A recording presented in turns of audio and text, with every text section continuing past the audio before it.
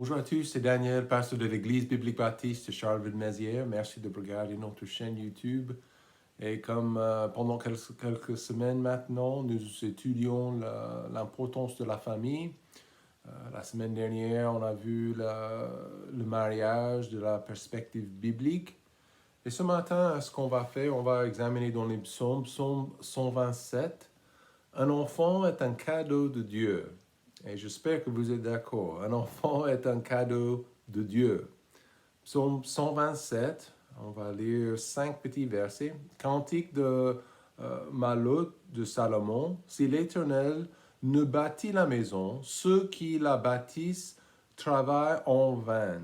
Si l'Éternel ne garde la ville, celui qui la garde veille en vain. En vain, vous vous levez matin, vous vous couchez tard et vous mangez le pain de douleur. Il en donne autant à son bien-aimé pendant son sommeil. Voici les enfants sont un héritage de l'Éternel. Le fruit des entrailles ont une récompense. Telles les flèches dans la main d'un guerrier, tels sont les fils de jeune âge. Heureux l'homme qui en a rempli son carquois. Ils ne seront pas confus quand ils parleront avec des ennemis à la porte. Prions. Père, merci pour ce passage. Merci pour juste ta manière dans cette vie, comme tu nous bénis. On ne le mérite pas. Tu es un bon Dieu. Tu as fondé la famille, tu as fondé le mariage. Tu donnes aux gens des enfants, même des petits-enfants. Et nous pensons à la prochaine génération, nous pensons à l'importance de te connaître, Père. Je prie pour plus de familles chrétiennes en France. Je prie pour plus de familles qui sont consacrées à Jésus-Christ, consacrées au message de l'Évangile. Et vraiment bénis nos églises avec plus de familles, plus de parents, plus de papas et mamans qui sont consacrés à Christ. C'est notre prière. Au nom de Jésus. Amen. C'était 2000 et je me suis marié avec ma femme. C'était en janvier 1999. Et c'était pas bizarre, j'étais prêt à cet âge, à 23 ans, de quitter la maison de mes parents. Et en fait, au fur et à mesure, 1 an et demi plus tard, on a accueilli un enfant, Lydia. Et elle était, oh wow, cet accouchement était vraiment intéressant pour moi. Et quand le bébé a quitté maman, j'ai vu le visage de ma fille et j'ai vu que ses yeux étaient ouverts. Et je me suis dit, oh là là, c'est quoi ça?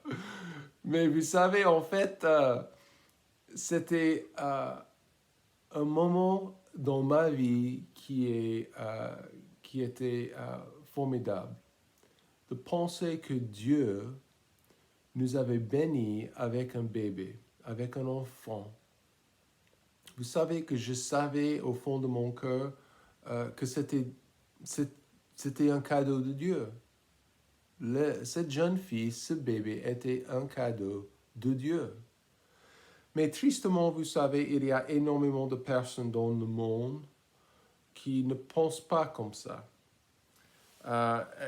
Bon, il y a des gens aujourd'hui qui pensent dans le monde qui voudraient un enfant, un bébé. On pense dans les Écritures, en Genèse chapitre 30, Rachel a dit à son mari, « Donne-moi des enfants, sinon je suis morte. » Et je sais bien que ça, c'est l'attitude de beaucoup de parents aujourd'hui. Il y en a qui sont stériles, il y en a qui ne peuvent pas avoir des bébés. Et voilà pourquoi l'adoption, c'est hyper important. Mais il y a une attitude méchante aussi dans le monde qu'un bébé est un inconvénient. Une grossesse, un enfant ne peut pas interrompre ma vie. Ça, c'est l'attitude de beaucoup. Et ils ne veulent pas qu'un enfant arrête leur futur, leur plaisir.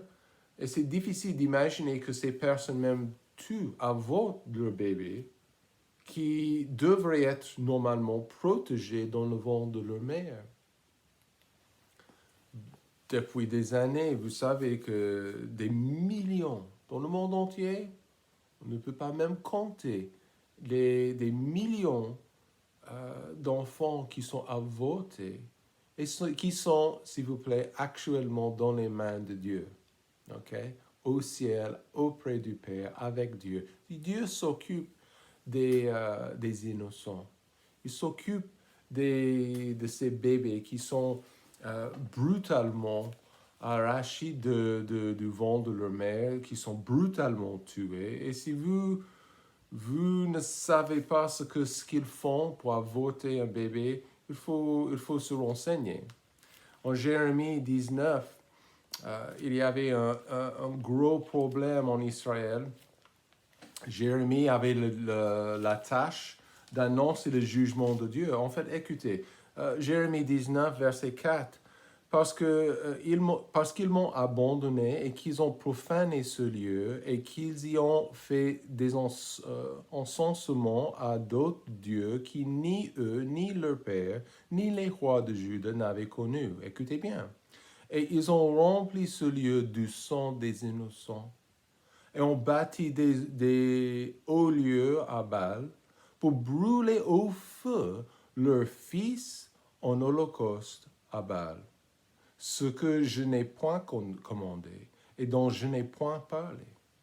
Donc Dieu, il dit que son jugement et sa colère, c'est contre ces gens qui ne protègent pas les enfants, ceux qui menacent, ceux qui chassent, ceux qui tuent, le sang des innocents. Vous voyez, Dieu n'était pas content à l'époque de Jérémie, il n'est pas content aujourd'hui. Une grosse raison pour le jugement contre les païens était le sang de ces innocents. Voilà, Dieu était... il était triste aussi avec son propre peuple, les Juifs, parce que les Juifs ont même adopté cette idolâtrie. Ces petites étaient précieux aux yeux de Dieu. Est-ce que vous pensez que c'est différent aujourd'hui? Pas du tout. Nous savons bien que les enfants sont précieux aux yeux de Dieu. Précieux, ils étaient précieux aux yeux de Jésus-Christ. En Marc chapitre 10, verset 14, nous voyons Jésus ayant vu cela, on fut indigné et il leur dit, laissez venir à moi les petits enfants et ne les en empêchez point, car le royaume de Dieu est pour ceux qui leur ressemblent. Donc ça veut dire, en fait, les enfants, ils ont des cœurs tendres et durs et ils sont prêts d'accepter Dieu, d'accepter Christ. Mais dans notre société, des gens sont contents d'avoir un bébé, n'est-ce pas? C'est super génial de commencer, mais quand cet enfant grandit et le rôle d'un parent devient dur et difficile, beaucoup d'adultes s'arrêtent. Il dit, c'est fini, je n'ai plus envie, ça ne m'intéresse plus, c'est trop difficile. Et ils s'arrêtent de s'investir dans les vies de leurs enfants, de leur dire non quand il faut. Ils ne veulent pas s'intervenir parce qu'ils sont opposés régulièrement par un enfant ou un adolescent. Et le monde, donc, ils disent, je ne veux plus être parent. C'est trop difficile. Et ça, je comprends. Maintenant, cet été, ma deuxième fille, elle va rentrer à l'université en Amérique. Mais vous savez, il y a toujours des moments compliqués, difficiles. Pendant l'adolescence, chaque enfant, chaque jeune est différent. On doit les élever, on doit les traiter avec dignité, mais on doit établir les bornes, n'est-ce pas? Notre société souffre énormément à cause de cette laissez-faire attitude. Donc, est-ce que c'est bon ou efficace pour l'enfant? Donc, les gens, c'est difficile pour les gens de dire non. Proverbe chapitre 19, verset 13. Si vous avez l'occasion, il faut lire les proverbes. Il y a énormément d'instructions pour un parent. Proverbe 19, 13. Un enfant insensé est un grand malheur pour son père. Et voilà le problème aujourd'hui avec beaucoup de familles. Les querelles d'une femme sont une gouttière continuelle. Proverbe 27, verset 11. La Bible continue. Mon fils, sois sage et réjouis mon cœur. Donc, tout le monde veut le bonheur avec leur famille. Tout le monde veut que les enfants et les adolescents soient obéissants. Mais il y a même des croyants qui ne sont pas précis dans leurs objectifs pour leur famille, pour élever leurs enfants. Et voilà, on peut tomber dans les mêmes pièges dans nos foyers et dans nos familles. Aujourd'hui, plus que jamais, le chrétien a besoin de savoir ce qu'enseigne la Bible sur l'art d'être parent et de le mettre en pratique. Et nos enfants ont besoin de ça. Ça exige pour nous, pour un bon parent, un parent chrétien, il faut faire des sacrifices. C'est une chose à avoir un bébé. Mais pendant cette période de 17, 18 ans, quand ils sont chez nous, qu'est-ce qu'il faut faire? C'est très, très important ce que nous faisons parce que ça va faire un impact pour les prochaines années de leur vie, pour leur famille, pour les prochaines générations. Donc ça exige pour nous, comme des parents chrétiens, une marche personnelle avec Dieu. Une marche quotidienne avec Dieu. Parce qu'un parent qui n'est pas consacré à Christ, qu'est-ce qu'il va faire? Il va élever des enfants qui ne sont pas super intéressés par la vie chrétienne.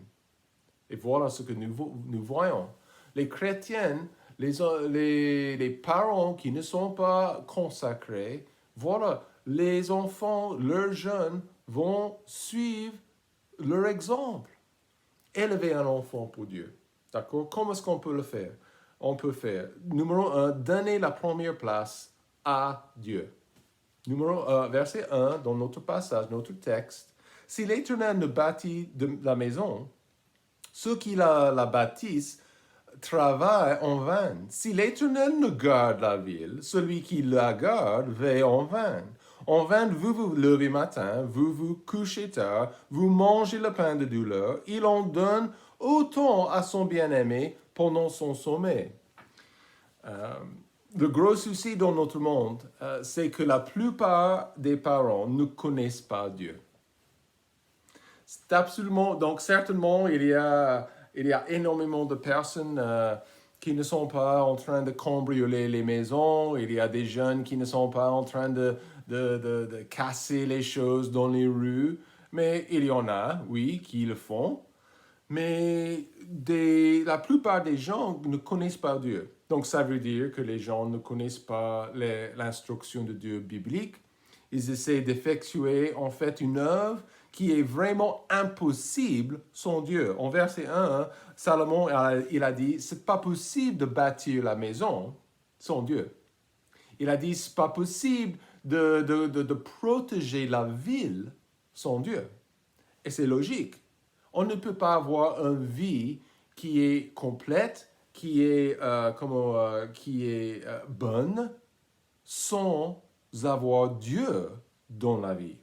Un enfant doit apprendre très tôt que Dieu est là, Dieu existe, et aussi, il est plus important que le boulot, que la télé, que le sport, que les vacances.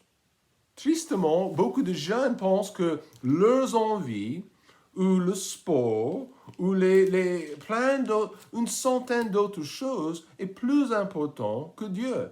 Certainement, il y en a dans notre pays qui ne pensent pas même que Dieu est là même. Proverbe 1, verset 7, la crainte de l'Éternel est le principal point de la science, de la sagesse. Mais les fous méprisent la sagesse et l'instruction. Premier point, Dieu est là. Les jeunes, les enfants, les petits doivent comprendre ça. Dès qu'ils sont dans les couches, okay, ils doivent apprendre que Dieu est là. Et nous devons, comme des parents, nous devons avoir des maisons, des foyers chrétiens. Donnons la première place à Dieu. Donc, ça veut dire quoi? Ça veut dire que on a du respect, respecter sa parole. La parole de Dieu doit avoir un grand lieu dans nos foyers, dans nos familles. Un enfant doit savoir que la Bible est la parole de Dieu. Un enfant doit apprendre les histoires bibliques. Un enfant doit voir son parent en train de lire la Bible. Un enfant doit comprendre aussi que la Bible a des réponses bibliques, les réponses pour chaque question dans la vie. Respectez la parole. Respectez aussi les commandements. C'est plus ou moins la même chose, mais les commandements de Dieu sont là pour notre protection. C'est-à-dire que Dieu a le dernier mot dans la famille, dans le foyer.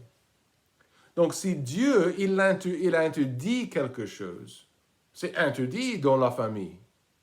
Donc, qu'est-ce que ça va communiquer à nos enfants? C'est que Dieu a quelque chose à dire, et moi, comme la création, je dois être obéissant, n'est-ce pas? Respecter les commandements de Dieu, mais aussi respecter l'Église.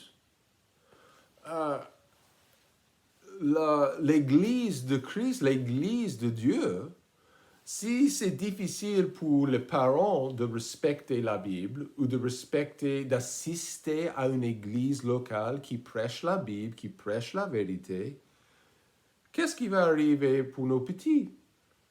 Est-ce qu'ils vont respecter si je ne peux pas me lever le dimanche matin ou le mardi soir pour étudier la Bible avec les autres croyants? L'enfant ne va pas le faire si je ne peux pas, comme le parent. Donnez la première place à Dieu. C'est très important. Et Salomon, il a répété ça. C'est vain de se lever le matin, de se coucher tard. Dieu veut nous donner le calme et la paix. Surtout dans nos maisons et dans nos foyers, dans nos familles. Très important. Donnez la première place à Dieu. Numéro 2, soyez engagés pour l'avenir. Verset 3, voici les enfants sont un héritage de l'Éternel. Un cadeau, quoi. Le fruit des entrailles sont une récompense. Un héritage, c'est quoi? N'est-ce pas? C'est ce qui est laissé pour la prochaine génération. Ce qui est laissé pour quelqu'un d'autre. Dieu nous confie le cadeau des enfants pour une saison. Et moi, je vois ça. J'ai reçu un mail la semaine dernière d'un collègue, un ancien collègue en Côte d'Ivoire, un Américain aussi, et j'avais envoyé une invitation, c'était juste une annonce pour la remise du diplôme pour ma fille, et en fait, il était très choqué, parce que son impression, il a dit que ça c'est incroyable. Son impression de ma fille, c'était toujours une jeune fille d'1 an et de 2 ans, et juste, ça veut dire quoi? Le temps passe vite. On n'a pas beaucoup de temps pour influencer nos enfants avec le bien, avec la vérité et pour le Seigneur. Donc, on doit être bien engagé. Dieu nous confie le cadeau de ses enfants pour un peu de temps. Notre monde parle régulièrement par rapport de la planète que nous allons laisser pour la prochaine génération. Donc, il faut écouter bien. En fait, souvent ils sont en train de parler de la planète, mais dans leur foyer, dans leur famille, ils sont en train de laisser un héritage de la misère.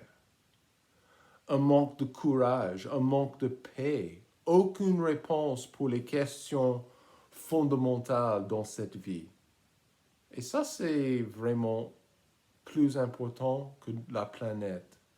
Si mes enfants quittent ma maison sans direction, sans Dieu dans leur vie et dans leur cœur, ils vont passer une vie de la destruction, complètement vain, vide.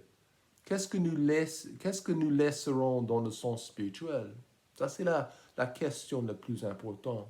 Quel est l'héritage que nous laissons? La Bible dit en verset 3, les enfants sont un héritage de l'Éternel. Dieu nous confie ses enfants pour un moment. Chaque jour, on s'engage pour préparer la prochaine génération de croyants. On ne peut pas être indifférent.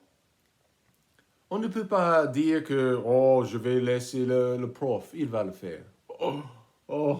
Monsieur, madame, si vous connaissez Christ, c'est votre responsabilité. Chaque jour, on doit être modèle de Christ. Ceux qui aiment Christ, ceux qui suivent Jésus. Chaque jour, nous devrions être engagés pour la suite, pour l'avenir. Quand nous avons des enfants, c'est un engagement.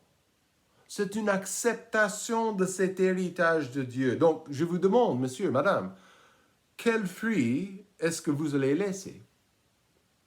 Simplement parce que vous avez un enfant, ça ne veut pas dire que votre famille est une réussite.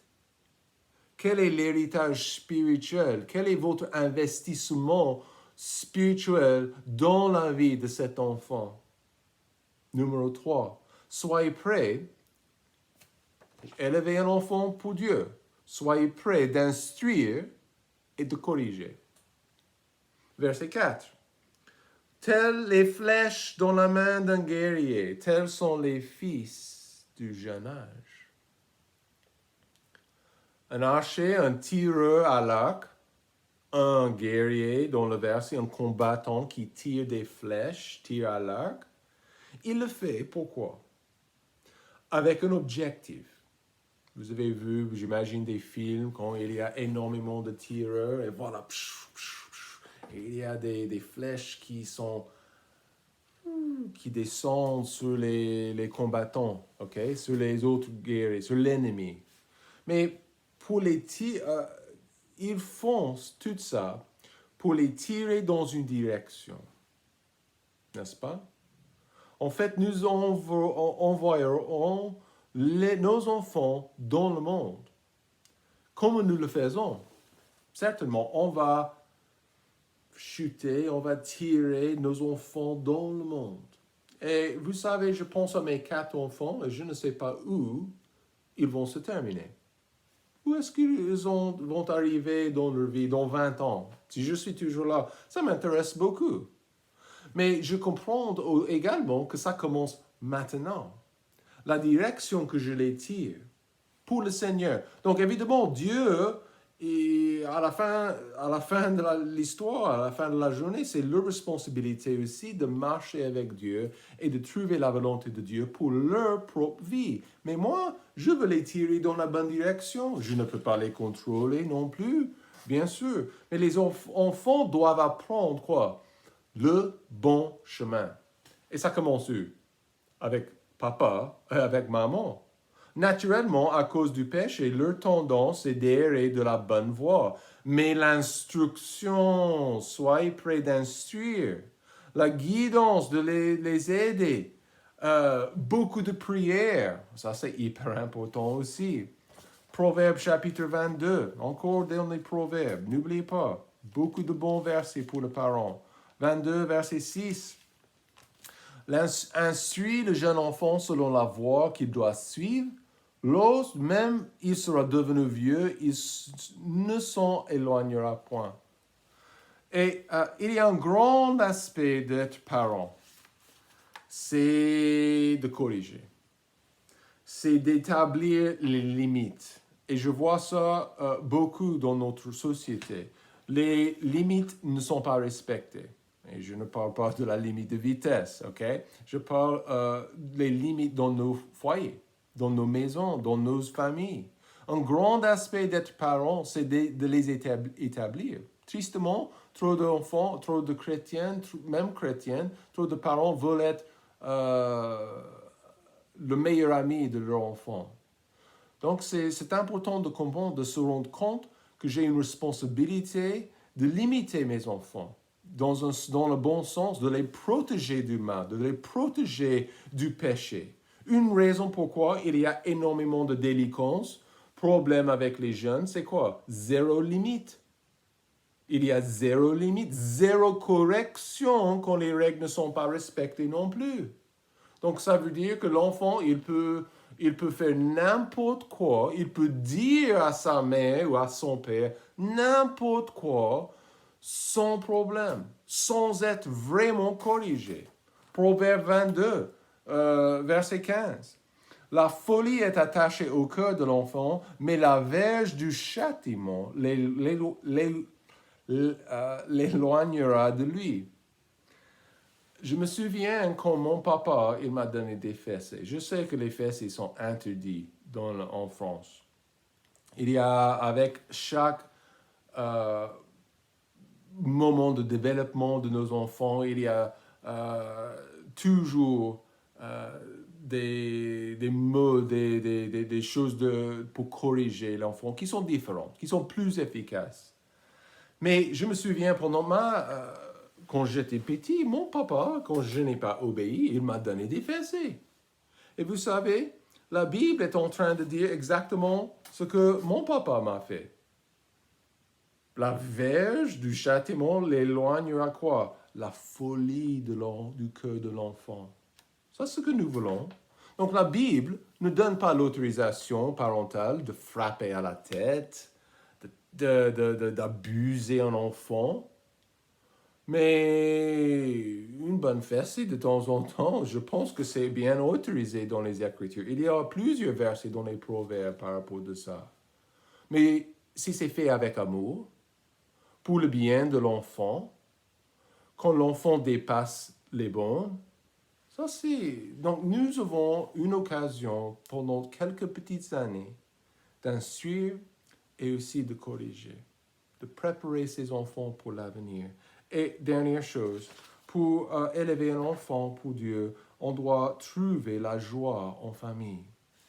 Verset 5 de notre passage, la Bible dit « Heureux l'homme qui a rempli son carquois. Ils ne seront pas confus quand ils parleront avec des ennemis à la porte. » Dans un mariage et une famille, il y a une joie spéciale, une joie énorme.